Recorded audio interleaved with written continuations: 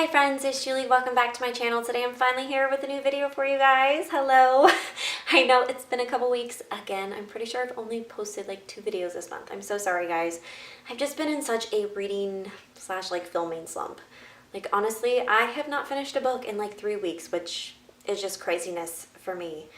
I don't really know what's going on, but I think I'm finally getting out of it, but I have missed filming and talking to you guys, so I decided I'm going to make a video no matter what, even if I don't have any books to talk about. And so I decided to film this one, which is books that I think are going to be 5-star reads for me. So I just saw Katie from LifeBetweenWords do this, and I've been seeing other booktubers do it, and I've just really been enjoying the videos.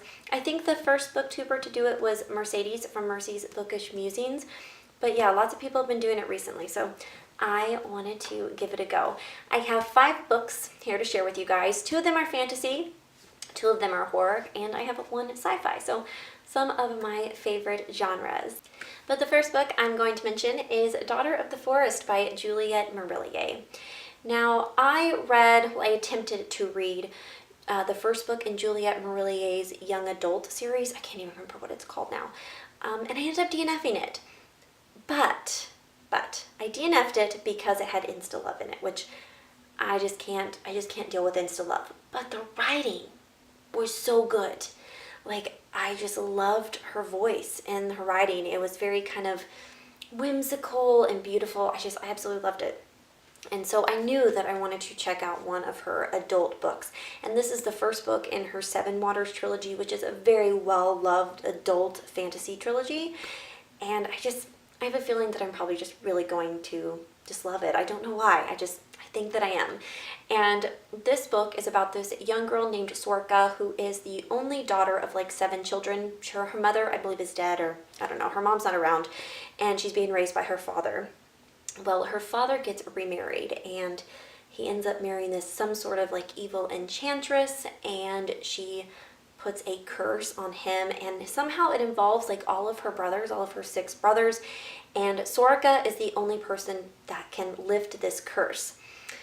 But she has to lift it while staying completely silent, like she's unable to speak. And that's all I really know about the story, but it just sounds great, and I don't know. Like I said, I just really feel like I'm going to love this book, so I will let you guys know if that's the case when I finally get around to reading it. Hopefully I will read this before the end of the year, because now talking about it, it makes me want to read it even more. So hopefully within the next few months I will pick this one up. And the other fantasy book that I'm going to mention is, of course, a Brandon Sanderson book, and that is Warbreaker. Now, I couldn't make a list without putting one of Brandon Sanderson's works on here, because so far I have only read Mistborn by him. And I just finished that this year. I started it last year, and it's one of my favorite trilogies of all time. Like, Brandon Sanderson is a master storyteller. Like, man, I loved that trilogy so much. So I know I want to read every book that he's written, or at least attempt to. And this one I just think sounds so interesting. I think I'm really drawn to this because the 2 main characters are sisters, and I really love like strong, kick-ass like female characters, and so I'm really hoping that that's how they are written in here. I feel like since they're the main characters, and they probably are, but I believe one of them has to marry like some sort of god, and then the other one has to marry like a lesser god or something like that. But I know what most people love about this book is the magic system. It's just supposed to be really cool, and it involves like colors, I believe, and something called breaths, and like magic is very powerful, but people don't have like a lot of it. Like, I think you can only use like 1 unit of magic at a time, and yeah, I'm sure it's very complex, just like the magic system in Mistborn, but if it's written like that, it will be very easy to understand. Brandon Sanderson has this amazing way of writing something very complex, but making it so you can understand it very easily.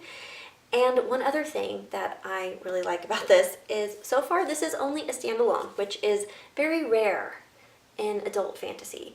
Now, I do think that he has plans to write a sequel to this, is what I have heard, but there is no sequel yet. So far it is just a standalone, which I really like, because like I said, that is something you rarely ever find in adult fantasy.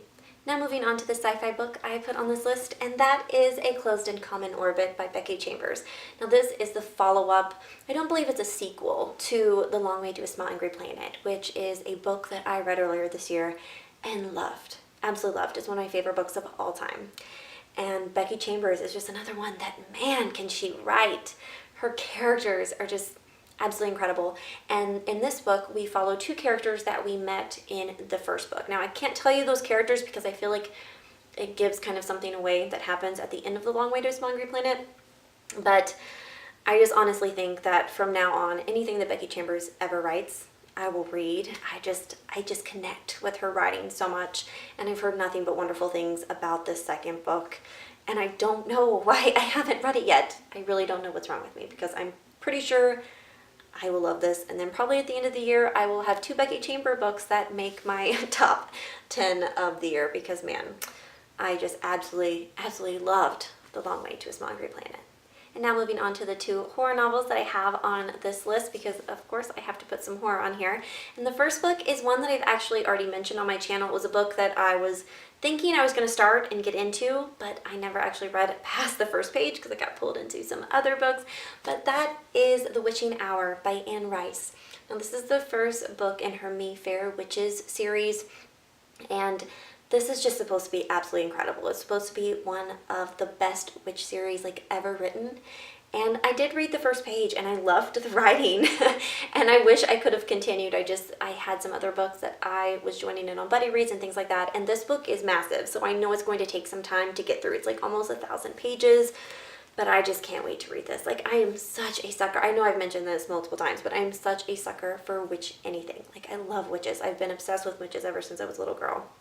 And yeah, I know I'm gonna love this. I know I'm gonna love this. Every person that I have talked to that has read this book has loved it. It's like one of their favorite books of all time. So I'm sure that it will be for me too. I cannot wait to read that one. And as soon as I finish the two big books that I'm working on right now, I will be picking that up. So you guys will be hearing me talk about it very soon. And then the final book on this list is a classic that I feel like as a horror fan, I should have read this by now, and that is Dracula by Bram Stoker. Now, like I said, this is a classic. I should have read this already. You know, everyone knows the story of Count Dracula, but for some reason, I just have never picked this up. But recently, like two people that I value their opinion so much on books, that is Stephanie from That's What She Read and Shaun from Eclectic Reads, both of them have said how much they love this book, and how, like, I know Stephanie said this is the book that got her into horror, and so, like, I just have to read it. I have to read it. So I went out to Half Price Books and bought me a copy, and I plan on reading this probably in October. I think it'll be a perfect October read, and I'm really excited. I'm really excited. Also nervous. Like, I hope I love it as much as they do. Like, I think I'm going to. That's why it's on this list, but I don't know. Now I feel like I have some pressure on myself, but I do. I think I will love this, and yeah, October should be a pretty good month. I will definitely be filming like an October like spooky TBR, because man, do I love the fall. All things horror and thriller, and just, yeah, so many great books. But yeah, those are all the books that I'm predicting will be 5-star reads for me. I hope to get to all of them this year, and then I will let you guys know if they ended up being 5-star reads. Please leave me a comment down below and let me know if you've read any of these books and what you thought about them. Or, you know, if you have a book that you think is going to be a 5-star read for you, leave me that down below, because I would love to know what that is.